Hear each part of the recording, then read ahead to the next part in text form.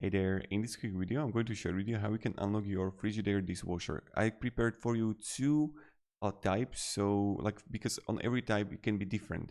So for example, on this type, the Frigidaire gallery, how it works is that you're gonna have a dry and delay time that you have to press together, because under that you're gonna read hold 3 seconds for lock and also hold 3 seconds for unlock. So you're gonna press them together and hold for 3 seconds.